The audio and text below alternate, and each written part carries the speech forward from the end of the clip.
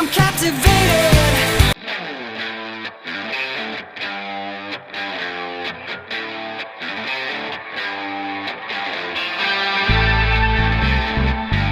I'm captivated.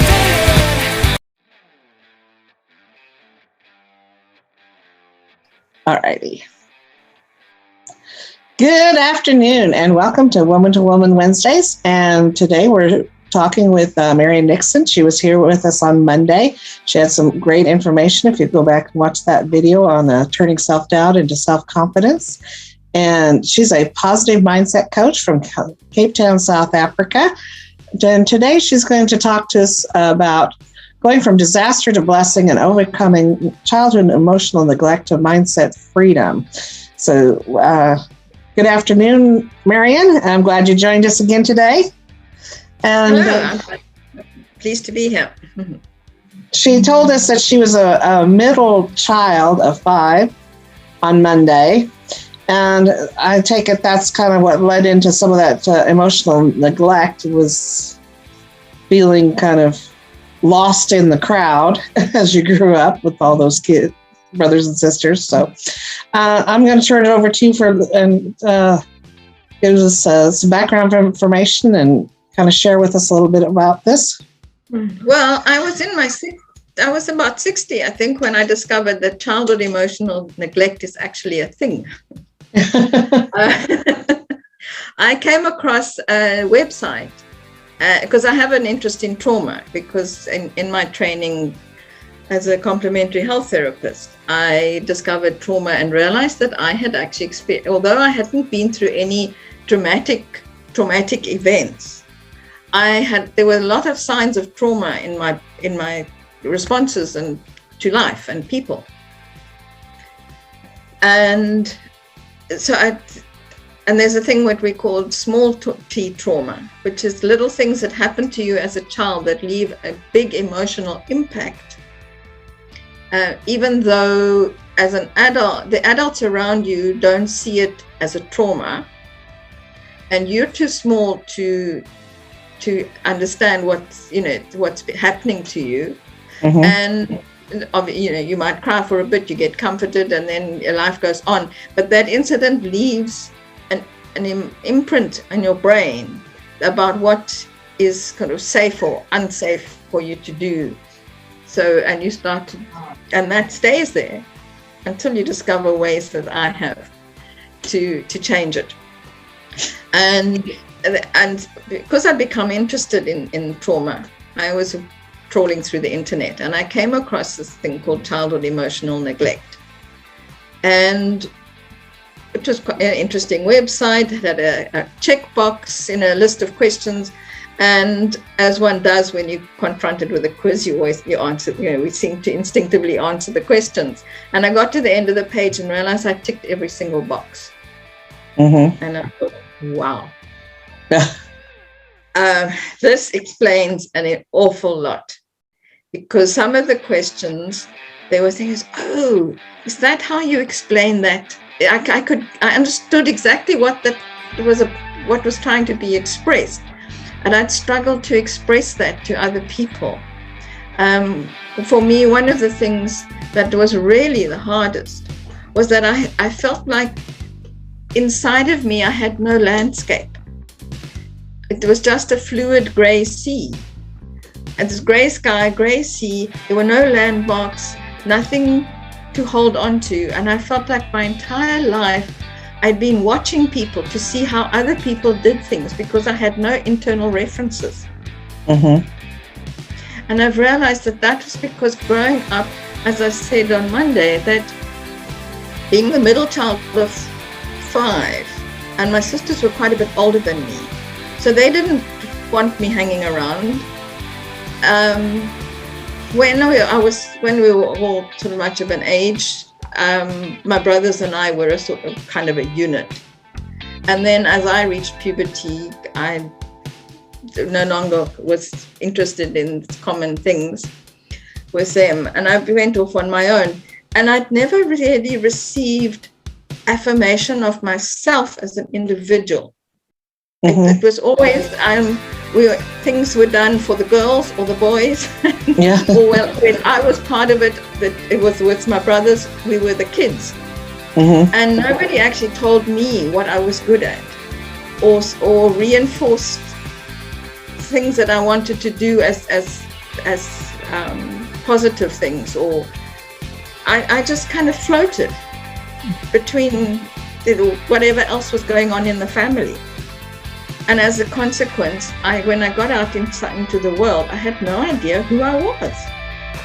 So I was always watching people to see, okay, that's acceptable behavior. And this is the kind of thing you say to that person. And no, it felt like I had no anchors. And when I came across the CEN's Childhood Emotional Neglect website, it was describing that, as well as some other symptoms. But that was the one that stood out for me. And I thought, oh, it's not me. This is a consequence of my experience. And that put it in a box. And when I started to get that feeling of, I don't know where, there's no land inside, I don't know where, there's nothing to hold on to. I think I could stop and say, this isn't me. This is what I call CEN. This is a symptom of CEN. And that enabled me to actually distance myself from it and then kind of regroup. And I found that helped a lot, particularly with things like procrastination. Mm-hmm. Being able to step back and say, well, why am I not doing this? And the CEN discovering that CEN was a turning point for me in realizing that a lot of my responses to things and my feeling that I wasn't capable or wasn't there was something wrong with me. Mm-hmm. And it wasn't at all. It was because I'd lacked the affirmation as a child. Because CEN is that the childhood emotional neglect, it isn't anything that happens to you. It's the things that don't happen. Right. So you can grow up in a family that looks perfectly functional. Mm-hmm. But not because anybody's being mean to you, but just because somehow you didn't get your emotional needs met in the way that you needed them to be met. Mm-hmm. And that's why I talk about being lost in the middle. It wasn't that anybody was being deliberately mean to me or that my parents were ignoring me. I was a very docile child and I just got ignored because I didn't stand up and shout. Right. Well, and I think that a lot of that leads to personality traits. So if your siblings have more dominant personalities and things, they're not going to, and parents, if they have a total different personality, they're not going to understand that you need a different emotional connection to fulfill that. And we were a 4-generation family. So my mother had, a basic household of 9 people. Mm-hmm. So the quiet child in the middle was just a godsend because I didn't make a nuisance of myself. Yeah. But in reality, I didn't get what I needed emotionally. Yeah. One of our old sayings is what the squeaky wheel gets the grease. Yeah. And if you're not squeaky, you're not going to get.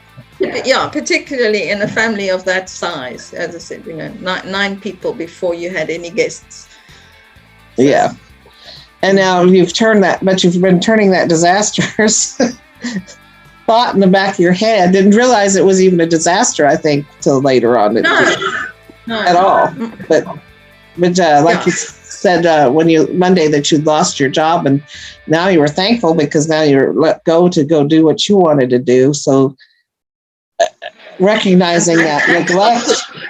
Yeah, that start. Well, the retrenchment gave me the opportunity to explore complementary health. Mm-hmm. And through the training that I had through various modalities, I learned about trauma.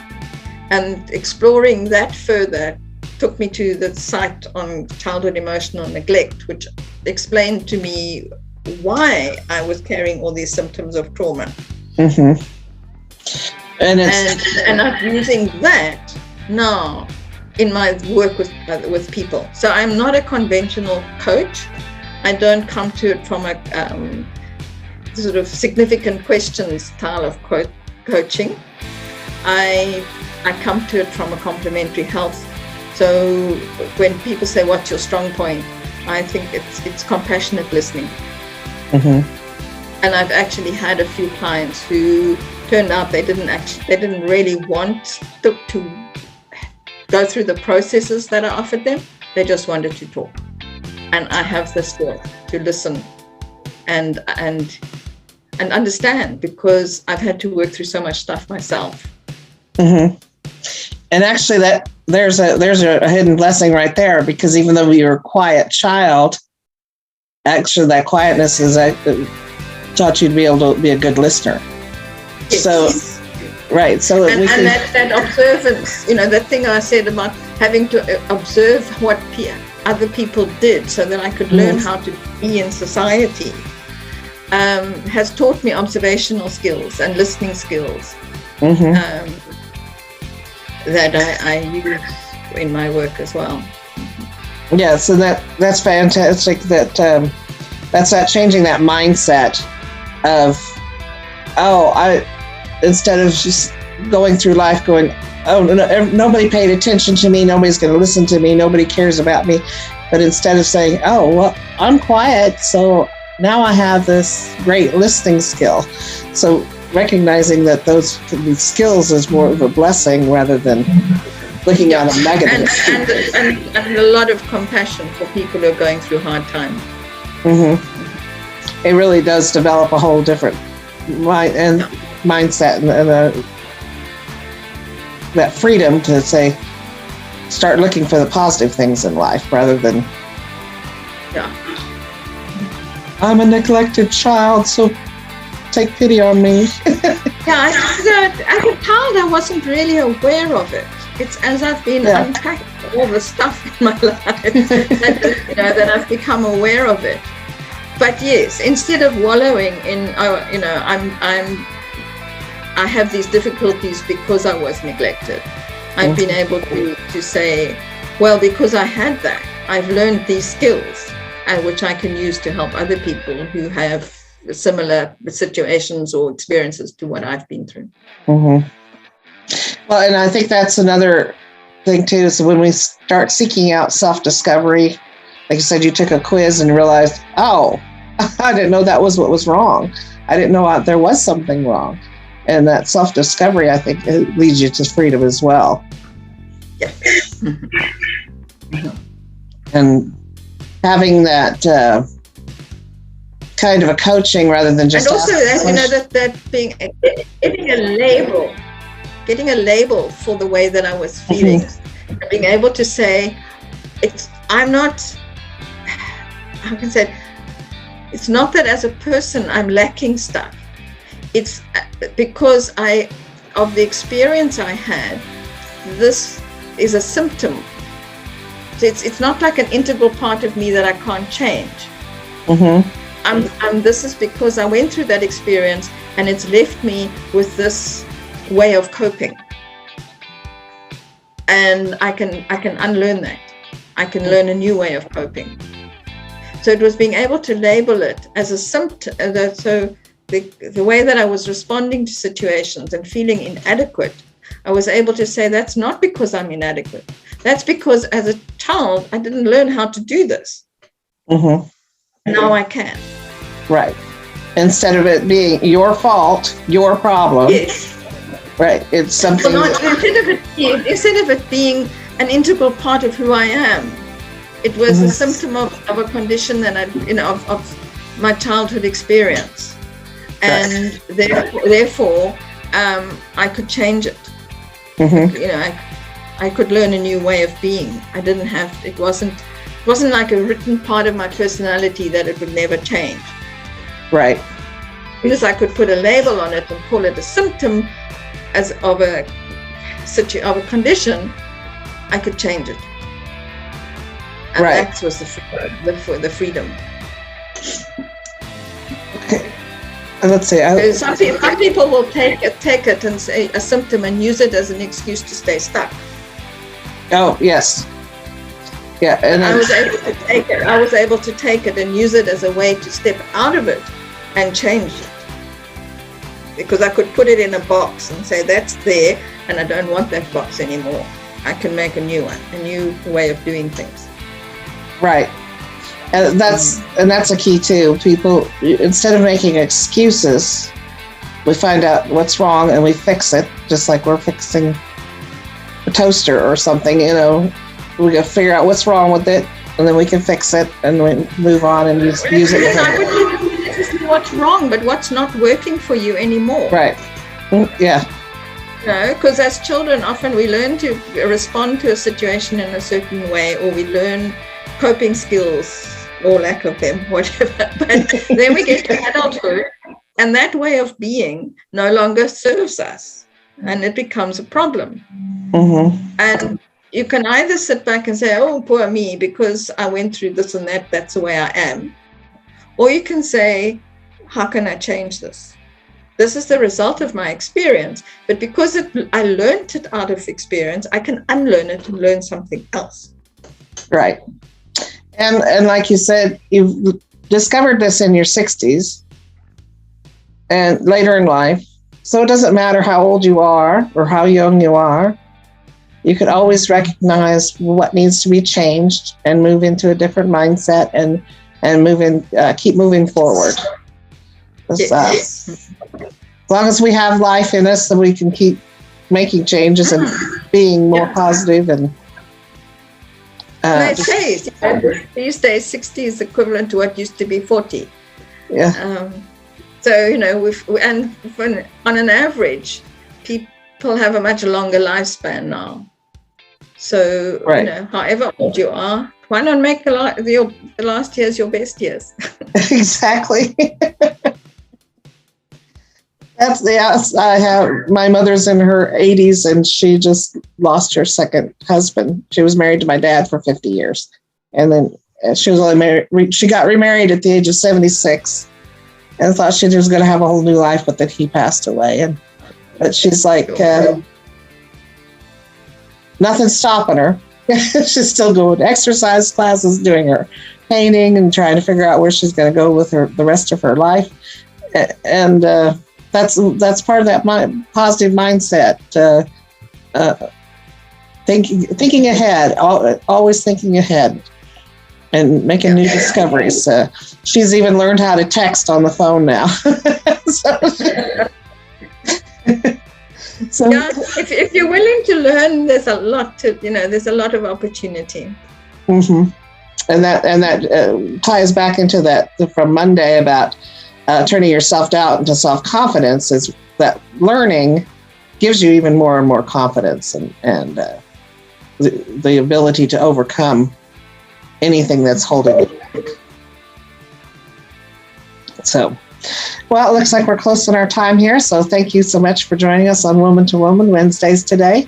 And as always, I'm going to have all of her contact information in the comments with the videos. And so join us again tomorrow on Try It Thursdays, where Marion's going to give us some procrastination breakthrough tips.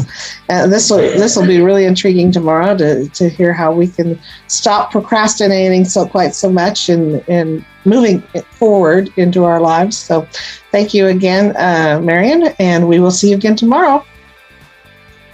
Great.